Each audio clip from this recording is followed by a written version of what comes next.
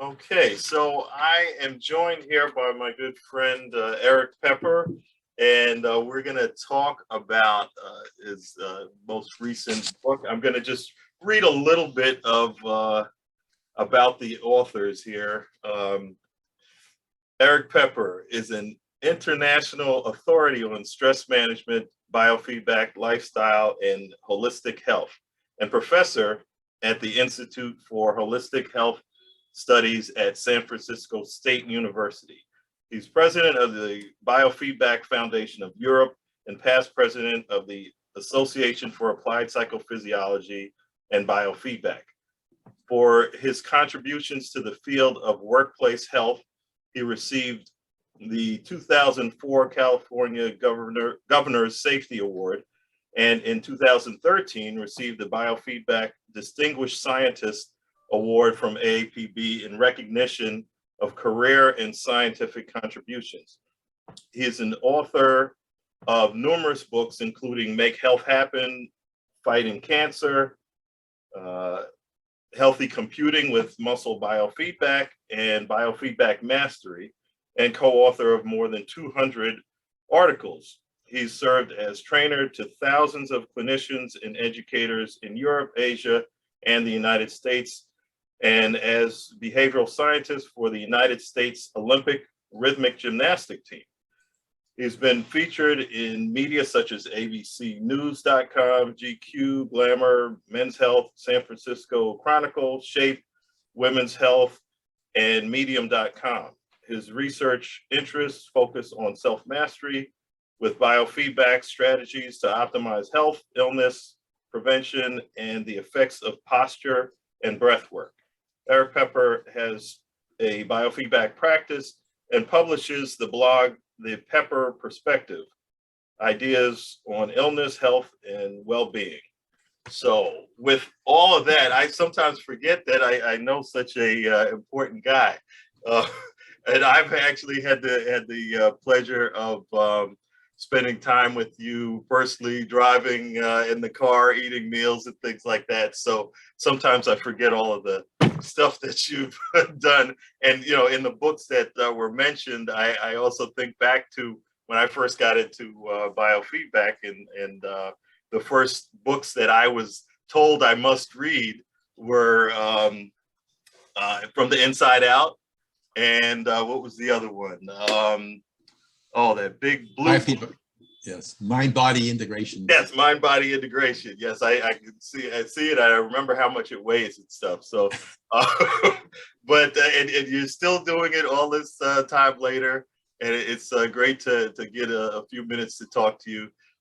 So we've, the one of the books that was talked about that I mentioned was the one with EMG biofeedback at the computer.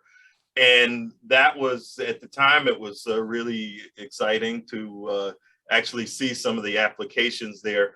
And what made you decide to do this new one, Tech Stress? Well, the book really came about to say, you know, so many people live in front of screens. And if you look at that, there's an epidemic essentially that has occurred without awareness of neck and shoulder pain. You know, you think of eye, neck, all these other labels, you know, people have problems with thumbs, and also in the way we attend, how we get captured by social media. You know, without awareness, we are locked into our cell phones. And if I look down the street, I see parents, you know, pushing the baby carriage or something like that. Well, they are not attending to the child, but they're attending to the screen. So we get this kind of social isolation. And when I teach at San Francisco State, you know, my hair is gray, as you could see, that before, when people used to come to class, they would sort of sit, they sort of be isolated, and they also would talk to each other back and forth. And more recently, and that's really a theme that occurred way before COVID already, and COVID just accelerated that, is that now when people sit together in classes, when they come to the class, they pull out their cell phone, they deal with that. Then they attend class allegedly or surreptitiously still work at their cell phone. And then at the end of class, they look again and they forget there are almost people next to them unless you actively structure it. Or if you go to you go to dinner, people watch people for breakfast, and what you often see is people mainly looking at their digital devices often and forgetting that there's a community. And yet health is based upon social connections. So we're seeing basically an epidemic you could call of sitting disease, and that is really a behavioral term. However, that means people will get probably immune issues over time. They will have neck and shoulder pain, their blood pressures go up. It's just an unhealthy situation. So the book really came about trying to understand, why is it that we do it? That's one.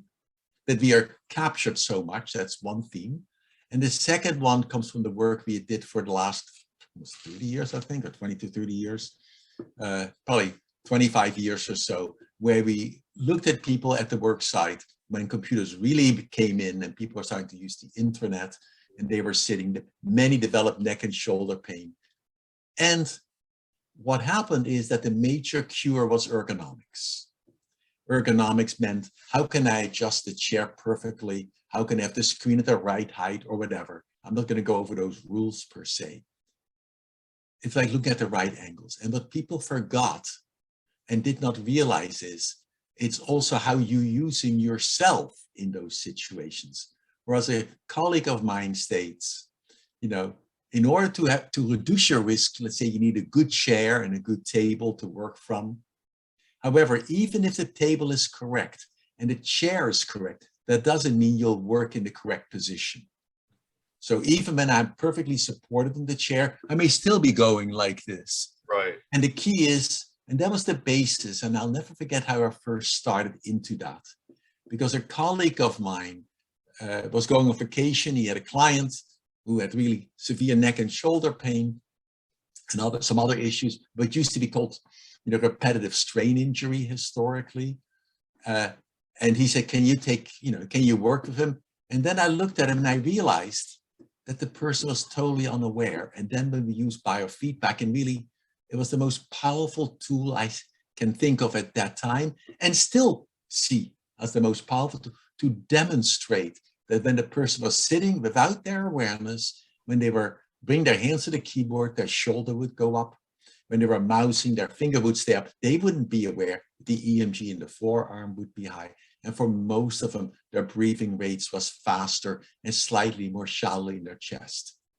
And then that led us to realize that it isn't just the ergonomics. You need to monitor the person and work at the interior person as well, and teach them skills, how to be aware and how to change. So that's the basis of the biofeedback contribution. And from this perspective, I cannot conceive, I really can't, how any ergonomist can do ergonomic recommendations without using physiological monitoring, such as the EMG, electromyograph, measuring the neck and shoulder tension or back tension, because you really don't know what is happening in the person unless you're monitoring them.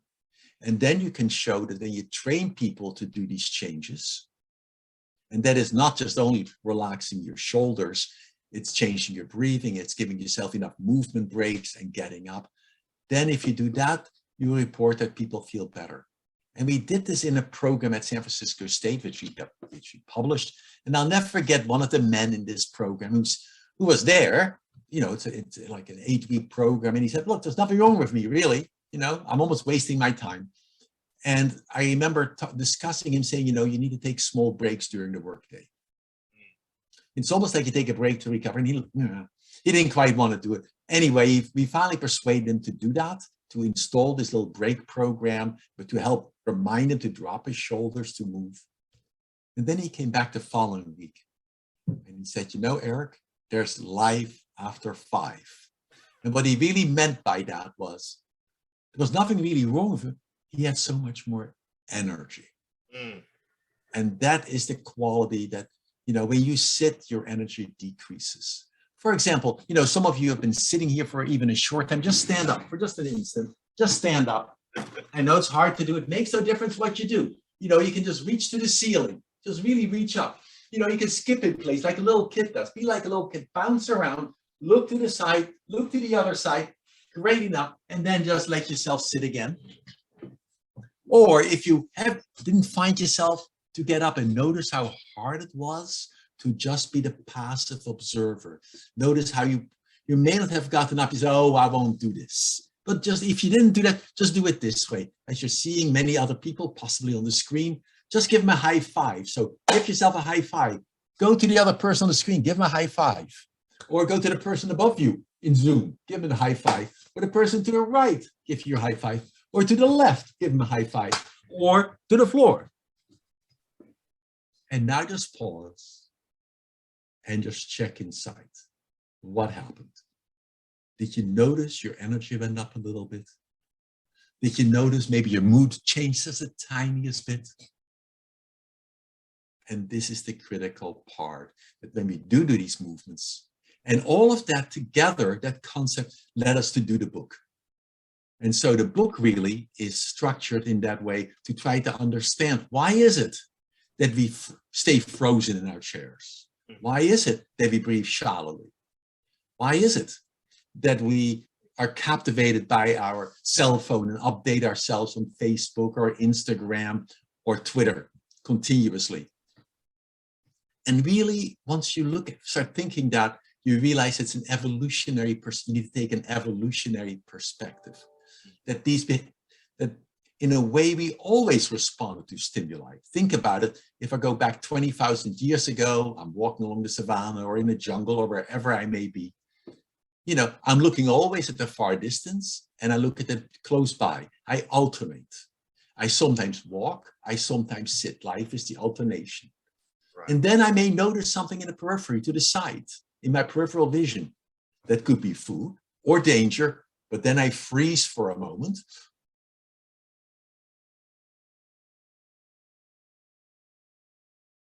And I don't move, because if I moved, I would be visible, more likely. It's just like when we go to the airport and we're looking for people, good luck at this time. But when we used to go to the airport and where someone is coming in and we want to point out where we go, we wave, hi, I'm here, because movement is easily perceptible. Mm-hmm. And so in a way, by not moving, we are less perceptible by our predator, that's one. And at the same time, we get mobilized for fight, flight in most cases. Mm-hmm. We freeze in a very mild way, and then we're ready to fight, flight. That is arousal. That is not a problem, because the moment that danger goes away, I can continue moving and I complete the alarm reaction. Mm-hmm. Or I really run away. Right. In our more modern world, those same processes, these survival mechanisms are continually being activated, except now it's the movement on the screen. Mm-hmm. It is the notification on my cell phone. And I automatically react. So that is one part of that. And when we react this way, we tend to breathe shallower, we tend to breathe faster, and that sets us up for future illness. So that's a very simplistic way. So you could see what we now call evolutionary traps, that the background is that our technology at times are really stimuli, which the companies who sell the equipment, who've made the apps, really have exploited, so we get captured. They're looking for our eyeballs. Mm-hmm, mm-hmm. That's what their advertising is about. So the more eyeballs they get, that doesn't mean it's good, healthy for you. Yes. So that was one of the questions I had, as far as the sort of the definition that you would use for tech stress, because I noticed even in a conversation I was having recently with a group, there were people using the word stress and everybody was using it differently. And so this one was saying, it's talking about positive motivational effects of stress, and another one was talking about how devastating it is for them, and so on. So that's one of the things that can be so important, is the definition. So in terms of the tech stress and how you're using that in the work that you're doing, how would you define it? So to define the terms more carefully, you can think of eustress in Hans Selye's. That is positive stress. You know, you go out with people, you're stressed, your body gets stressed. In those cases, maybe the wrong word, you get sympathetically activated. However, you know, afterwards, then it's over, you can really regenerate, and you need stress to survive. You know, so there's nothing wrong. When the stress is more negative or it's ongoing and not ending, then it becomes harmful. Our body is always the alternation between activation and regeneration. When you get stressed, regardless how great it is, if it's too long, it's harmful. Right. You know, if you go to a party and you're having a great time, but then you keep dancing and dancing and dancing till 4 o'clock in the morning, 6 o'clock, and for 24 hours, you're going to feel exhausted. You may even get sick. Right. And so stress, in that sense, it is the excessive response, or we don't have an ability to adapt to it. Maybe that's it. We don't have the coping mechanisms. In terms of tech stress as the definition, this is the negative stress that occurs when we are interacting with our digital world. And they include, for example, our vision. Because when we are looking now, we only look at this distance of about 2 feet to the screen. What that means is our eyes are continually converging and the lens focusing so that we are on the screen is in focus. This is totally abnormal from our evolutionary perspective. From an evolutionary perspective, as I pointed out earlier, people would be outside, they would look at the far horizon, they would look nearby, and the eyes continually move back and forth. When our eyes are converging and focusing, the lens needs to tighten, the ciliary muscles around the lens tighten. The other muscle of the eye tighten. You don't know it. And some people may then eventually develop neck and shoulder pain. They may get headaches. But what most people start experiencing after a while is that when they now finish from looking at the screen, when they look outside the eye, the world is slightly more fuzzy. They lose focus. And that becomes more prevalent as we get older. And what is so shocking now, and that's why I think it is really critical to understand these concepts. If you look at young kids, young children, you see there has been an epidemic of increase in myopia, nearsightedness. And if you go to Singapore, you see more than 80% of the high school children now need glasses. And part of the reason is they work on digital devices nearby. And if you live in a small house where the wall is close by to you as well, then your eyes can only look at close distances. So there's not the variety. You need to be able to alternate. So the best thing people can do really at this moment to avoid just this damage to the eyes, for example, because it has much more long-term negative effects besides the ones I've listed, is to pause every so often and just look at the far distance. When I look at the far distance, my eyes relax, they diverge, the lens flattens, it reduces the strain. It may even reduce the potential for glaucoma a tiny bit, or even macular degeneration. And so now we're slowly getting more and more of an epidemic of these eye disorders. And the cure for the obstetrician and ophthalmologist is just wear glasses. No, the cure, the prevention is the key. Prevention is for children to really be outside where they can automatically look at the far distance. Then I can look at body posture involved. We tend, colleagues of mine in Canada have looked at the spine of college students who are in athletics. So these are healthy kids, let's be honest, right? These are the creme de la creme. Right. They, over the last 20 years, their spines have changed. Because even athletes spend more time like this on the phone, than being erect. Right. And here, I think this may be a cofactor as well. And we make a big part in the book on this, that posture, we don't ever think about. Just like we don't think about breathing, except our mothers tell us, sit up straight. Right. And posture is just like breathing, embeds our emotions, it embeds ourselves. So, maybe I'd like to do it by an experiential practice, okay? So what I'd like you to do is just stand up for a moment.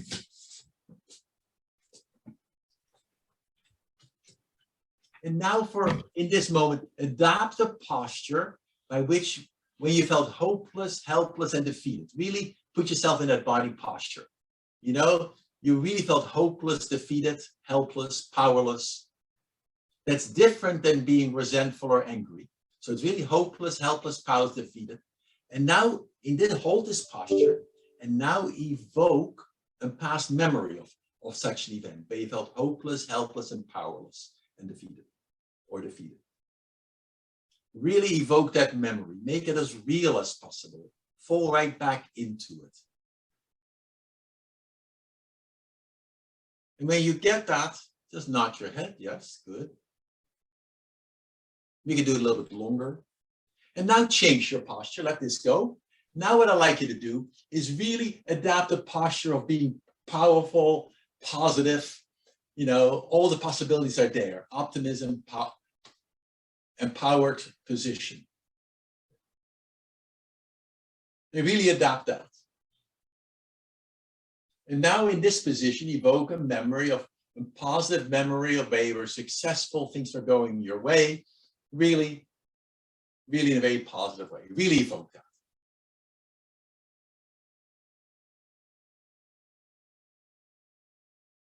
And you can do this longer as well. And now let that go. Now put yourself back in the position of where you felt hopeless, helpless, and powerless, the kind of defeated body position. Put yourself in that defeated body position once again. It's almost like a slouching position. And now in this position, I'd like you to evoke your optimistic, empowering memory. Don't change your position, just evoke the optimistic, empowering memories.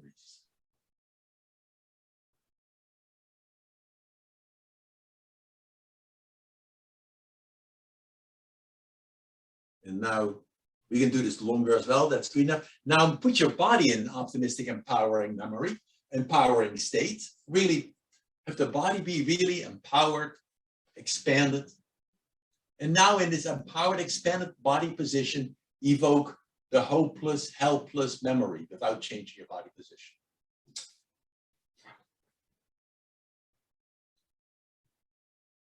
I think that's good enough, right? You will let yourself sit. And how was that experience? What did you notice? How was it to recall the memory when the memory was, how was the internal experience when the memory was congruent to the body position versus the opposite? Very difficult to do what doesn't match. Yes.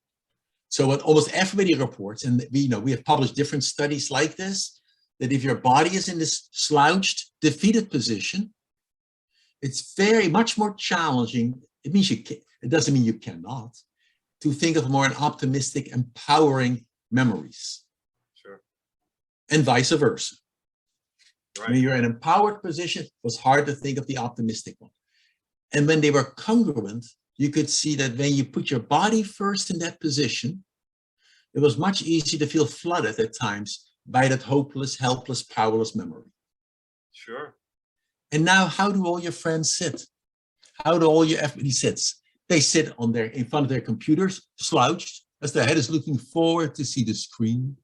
Or they go to therapists. And what kind of chair does the therapist offer? They offer a recliner chair, a nice couchy-like of chair, where you sit automatically slouched.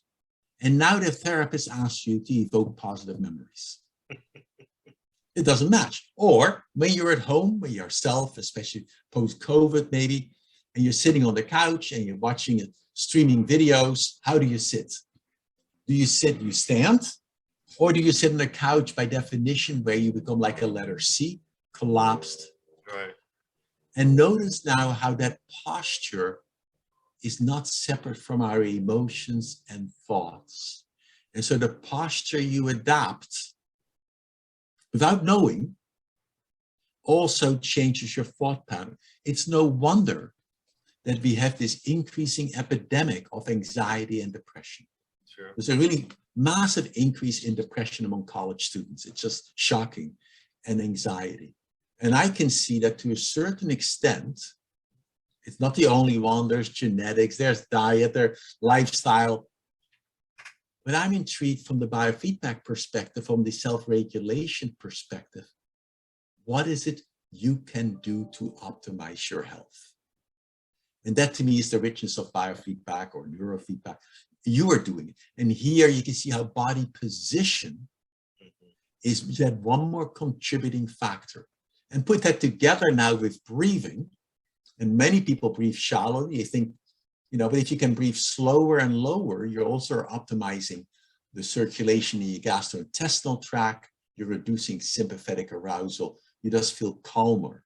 And if you feel calmer, you react less automatically, less reactively, less implosively. It gives you time and space to regenerate.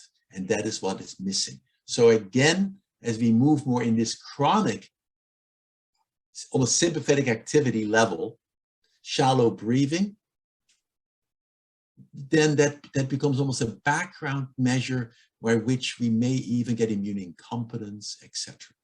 Sure. And as you're talking about that, I'm thinking about sort of the baseline stress level, you could say, that people would have that can be very different depending on what's going on and how a person is carrying themselves.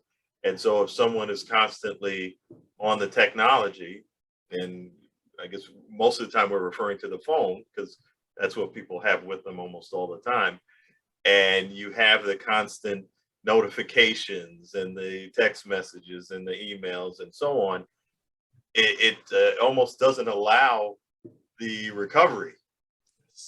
It's even more than that, if you think about it, because when we normally would go to sleep, our bodies are sort of tired, slowly our concentration fades, and then we drift into sleep ideally. And we fall asleep really only when we feel safe. If you don't feel safe, it's much harder. That's the primary piece, I think, of a theme of insomnia. If I don't feel safe, whether it's I worry about the job tomorrow, I feel I have a conflict with my partner or with my kids, there's a kind of absence of safety. That's one piece. So what the cell phone does is a couple of things. One, it gives you exposure to blue light, and our pineal produces melatonin, but melatonin is the hormone that would allow us to move towards sleepiness more. Well, blue light suppresses it. So if I'm watching streaming videos, if I do the last thing I do before going to bed is I quickly check my email or my Instagram or whatever, the screen illuminates my eyes and it reduces the melatonin. So that's the biochemical side almost, the biological side. And in addition, it reactivates our thinking patterns, the worries about conflicts, maybe the person I must see tomorrow or whatever, some people already anticipate. And then that is what we're starting to fall asleep on. And if we fall asleep on worry, it makes it more difficult. We have less restorative sleep. And then during the day, we get slightly activated the whole time without knowing. And then we do not do enough movement to break that pattern. Right. So if I think of anything for anyone, is after you work for a little while, run up and down the stairs to complete you may not even know that you've been sympathetically aroused. You're also stiff, you just sit there. Right. Then run up and down the stairs to get your body looser. The key is that we're really unaware that we're doing any of this. Yes. I sit in front here talking to you. I'm totally unaware that I'm starting to slouch, that I don't move. And so how can you be aware of that? There are multiple ways. But one of the devices, you can, so let me give a few biofeedback strategies, which at least from my perspective are exquisitely useful. One is just a recording of electromyograph. You can put the EMG right in the neck or trapezius, and then while the person is on their cell phone, show that the muscle tension goes up. It makes the invisible visible. And more than anything, when you see it, as people said, a word, pictures 1,000 words. When you see that when you're moving your head forward like this and the muscle tension increases, you may not know it inside because you're really unaware of it. You shouldn't be aware of it in reality because I need to be aware of what's going around my world. That's important for my survival. What happens inside of me is not that important at that moment. So I need to learn that skill to be able to monitor the tension and learn and then be able to let go. Because when you let go, it allows it to regenerate. So the EMG can work very well for that. So to help teach people, then it means literally conditioning yourself during the work site.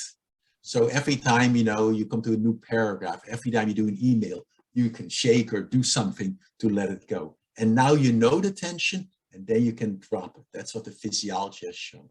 Right. Another device I find very useful has been, it's an economic device, it's called the Upright Go. It's a portable little device you can put in your neck or anywhere, but basically your neck.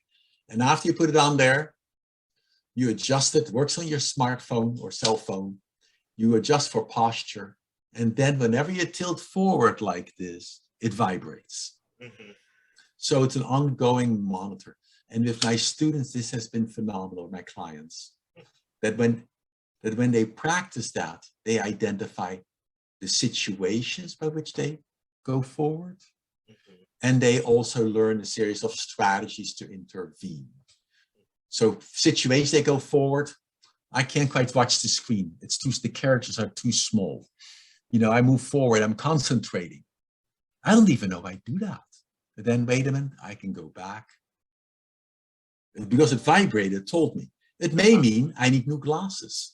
Right. It may mean, you know, that my ergonomics is incorrect, because almost most people, unless you have a dedicated workstation where you can have a big screen, almost all my students and many people now use a laptop, especially with the COVID pandemic, because they're working at home. They use their laptop is their device, and they have to look down in order to see the screen. I'll come back to that in a moment. In bed even. What?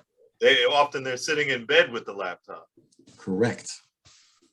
And so the ergonomics of a laptop are disastrous. So I'll come to that in a moment, one more part. Then the other ones are emotions. If I get tired, I collapse. If I have hopeless thoughts, I tend to collapse. People all vary. If I cross my legs, my spine goes more curled, I collapse. And so you can identify those settings, and then you want to teach the person every time it vibrates, do something, even if you just wiggle and move. Our data is overwhelming that after when people do that compared to a control group, they report significant improvement of health. And we described a very fun case of a young woman who has had headaches, I think, since age 18. She's now 32. And she has four headaches a week. And really, in her case, it was both the thoracic breathing, which tightened her neck and shoulders, and that she went like this. And when she used this device, that awareness, and shifted her breathing, she did some other things. Her headaches totally disappeared. And they have stayed off. We published that as an article.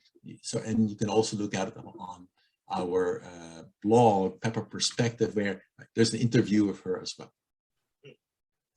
Now going to the other part, because that fits tech stress. And that is the laptop. It's great, you know, they're light. I can take them anywhere. I am now on call 24/7, 365 days a year, even on holidays and Sundays, I can do it.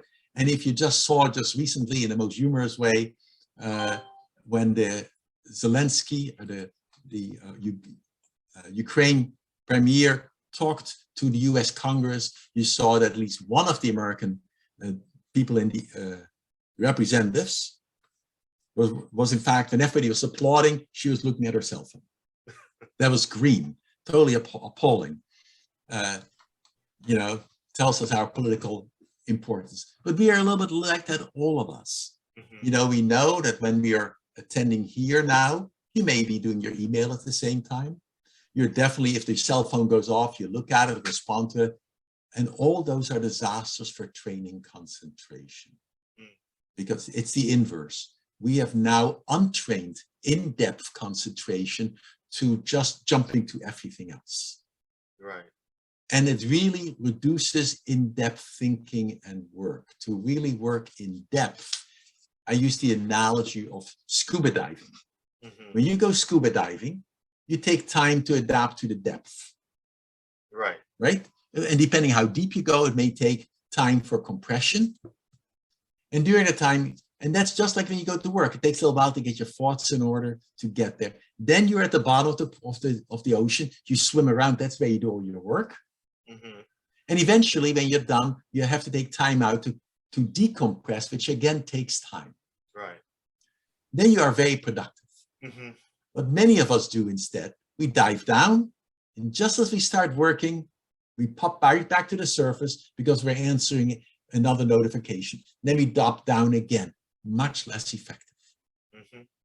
And we do not allow our brains the empty time it needs to daydream, to be creative, because I'm always filled. I can fill my time 24 hours a day. I can go walking, I wear my earphones, and I listen to podcasts. At home, sitting on the couch, instead of daydreaming, I can watch streaming videos where I'm bombarded. It's great to get input. We all need time to regenerate, and our brain needs time to regenerate. But fine, let me go to the ergonomics for the laptop. I realize I missed that. A laptop, ergonomics, however you want to sit. Ideally, you want to sit sort of comfortably. And it depends how you're doing it. And you want the shoulders to be able to drop down, the arms, and the hands are quite low, so they can go to the keyboard. And if you do that, then your keyboard would almost be at your knee level. When your keyboard is at your knee level, you have to look down like this to see the screen on your laptop. Right. There's no option. That means these muscles need to tighten, because the head normally would weigh 10, 12, 13 pounds. Now when the head moves above from the fulcrum, it starts increasing the forces on the neck and back to about anywhere 45 to even 60 pounds, depending on the angle. Mm-hmm. We are totally unaware of that. But it means these muscles must contract, thus compression. And that is a cost to the system. And then when you look down, you have to become like a letter C more. And when you do that, your abdomen can no longer move, basically in breathing, because now you're scrunched at the front part. And therefore, the only breathing you can do is slightly thoracically, very shallowly. And so you're compromising your breathing, but more importantly, you're compromising the circulation in your gastrointestinal area, in your abdomen. People have really forgotten, in the quest to look at heart rate variability and breathing, we think the only function of breathing is, I'm being unfair, is heart rate variability. Mm-hmm. Breathing is much more than that. Breathing is a pump that also pumps the lymph and venous return out of the abdomen. Mm. So if you're erect and tall, in a sense, inside, and when you inhale, the diaphragm would want to go way down, because that's the most efficient way of breathing. That means the liquid content in the abdomen needs to be displaced. The lower abdomen needs to widen in 360 degrees. The pelvic floor would even drop. And if this happens in the vertical position, when you let the abdominal wall relax for a moment more, you reduce the intra-abdominal pressure a little bit. That allows the lymph vessels to fill, allows the veins to fill. And then when you exhale, you have to do the inverse. The diaphragm doesn't come up by itself, it's passive. The antagonist for the diaphragm in the vertical position is the transverse and oblique abdominal muscles. They squeeze, pushing the liquid back up against the diaphragm, getting it back up. And you want a very large movement up and down. And as it's now squeezing it, it also squeezes the veins, pushing the blood upward. It squeezes the lymph the same. So by that slower breathing, you're also enhancing the abdominal circulation. And what you see in almost everyone who has gastrointestinal distress, their abdomen doesn't move during breathing. Simple as that. When women have menstrual cramps, they tighten up and curl up. Mm-hmm. And if they don't do that, if they can be erect, tall, lying down, breathe lower, what we observe is that almost half of them, their menstrual cramps significantly decrease. It's mind-boggling. Wow. There's a lot more going on besides the movement of the air. Yes, and that's what we have forgotten. Ideally, if you look at a little baby, and I know you have two little grandchildren, when you see them and they're sort of happy, and they must be when they see you and your wife, because you just radiate that caringness. And when they feel peaceful, you can literally see, how their whole spine moves when they breathe a bit. But when we sit in a chair, we no longer have that. We are locked in. And with the laptop, you're bent You're over. collapsing, you're compressing your abdomen, there's no movement there, and you're in trouble. So it's almost impossible to use the laptop. It is impossible. Now you can see what people, But what you have done is you have said, you can see how people compensate because when they lie on bed, then when they're lying on bed, their head is slightly on a pillow and their hands can almost rest on the bed and touch the laptop. And then they can almost look a little bit like that. I'm not recommending that as a position. The cheapest way to solve the laptop problem at home is get an external monitor, or put the laptop on a stand and get an external keyboard and mouse. And then you can at least approximate. And if that's not possible, take many, many breaks. Remember, you won't be aware that your shoulders are tight. You see, all of you may have listened to me. You have no idea that you've been just sitting there, frozen, doing nothing. So once again, just for a moment, stretch, reach up, really, and then reach to one side. I don't even care what you do. Roll your shoulders back. And now think of a lovely memory, when you felt happy, remember the time on the beach, we walked or whatever. And that's what I would do a lot of.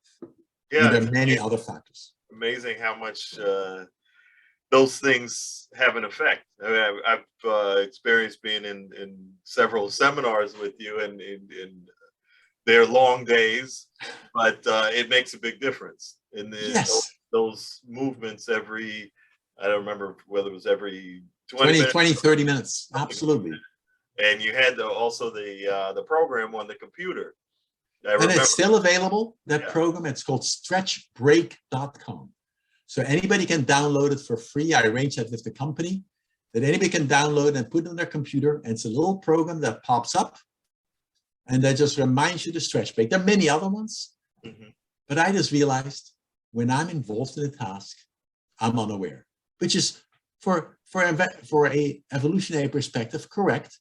Because if I'm on a hunt and I'm trying to hunt some or look for roots, that is important, not whether whether I feel an achiness in my leg or not. Right. I want to get the result. And so it's really, you have to stop almost, interrupt that pattern and say, I need to check back. And we now live in a world far removed from our evolutionary survival patterns. And that's why I call these evolutionary traps, the notifications, the being sitting there like this. These are all traps. Right. Well, that's great stuff. I didn't know that we'd get this much in this session, but it's great information. I think it's going to help a lot of people. And I definitely recommend the book. So you have it over your shoulder there. And the other thing I was going to ask, just to say a few words about the blog. Sure. Thank you. I do a blog called pepperperspective.com. It's Pepper with 1 P. And really, there are just all kinds of different pieces of part dealing with holistic health perspectives.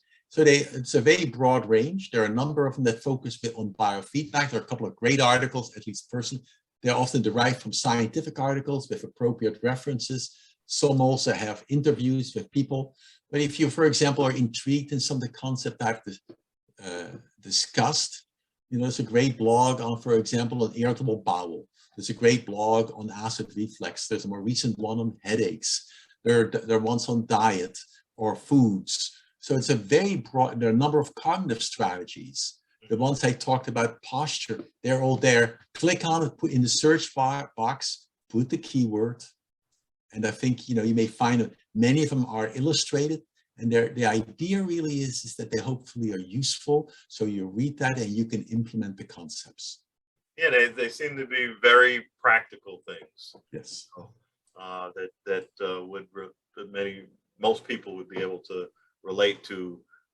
If not every single one, many of them. No, they vary, Some are just my musings. Well, that's also interesting. So I want to thank you for having this talk with me. And anything else you want to say about the book or just the concept of tech stress or anything like that in general?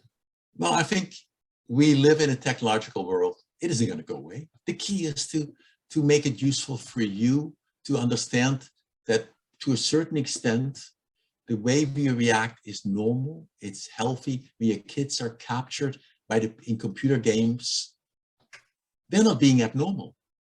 They are following their evolutionary patterns that allowed them to survive 5,000 years ago, 100,000 years ago.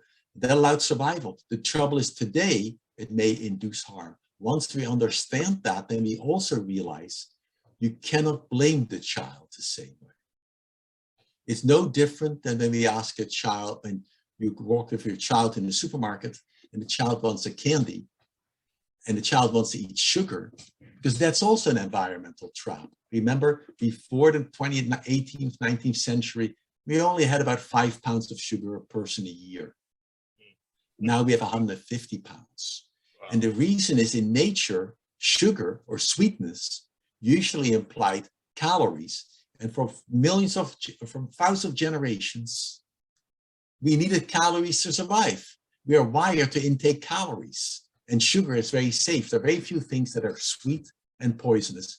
Pica, the lead paint, is sweet. That's why babies like it. But most other things that are sweet are usually okay to eat.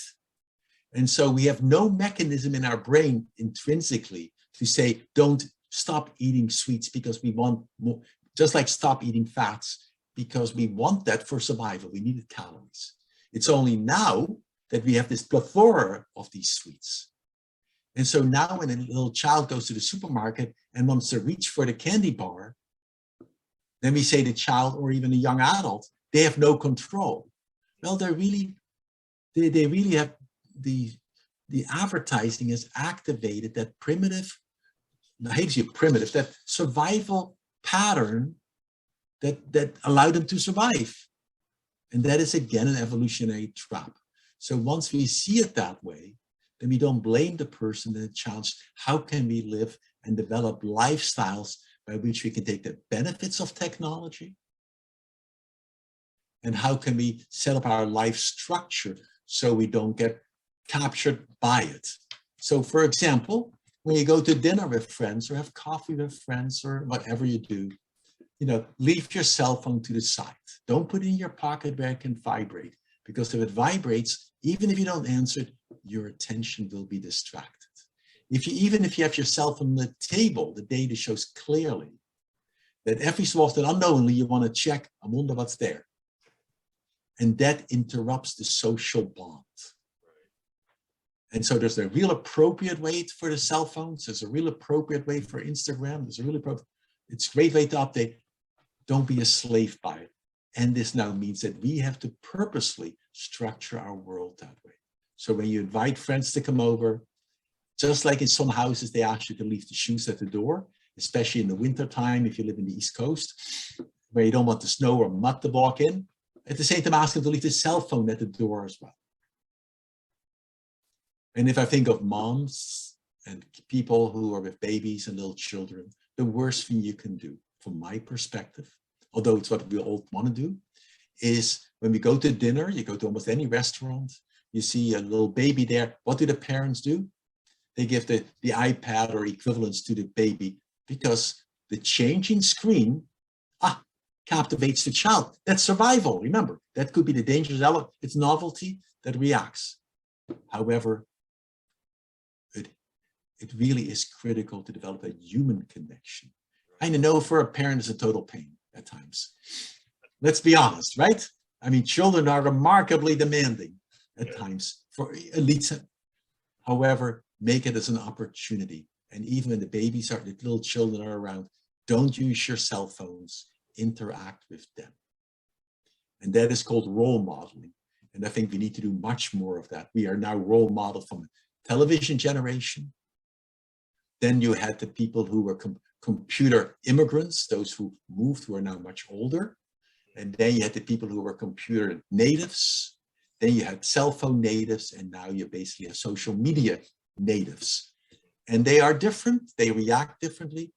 However, health is also being able to be in nature. Remember, what is now happening is that most of us do much less exercise. We spend much less time in nature, almost by definition, especially during COVID. However, being in nature allows your eyes to look at a far distance. You look upward to the trees, that means your posture goes up. And when you do that, or you follow that bird in the sky, you've just adapted a posture which evokes more positive thinking and access to it, versus the collapsed position, which encourages more down. Think of the words, it's a downer versus an upper. And I recommend that we spend more time in the upper world than a downer world. Sounds good. And it's a lot of it is just like really simple things, but yeah, called grandfather therapy or grandmother therapy, right? Yeah. Well, thank you so much, and I'm sure just from the things that we talked about that we learned so much that there's many times more in the book in great detail. So I encourage everybody to get the book and learn more about how to navigate the technology in a healthy way. Well, Harry, I want to really thank you for the opportunity to share some of these concepts with you. And it was such a pleasure to see you. I look forward for us to do a program together again, which is so much fun. And I'll see you next time. Okay, thanks. Thanks. Bye-bye. Bye.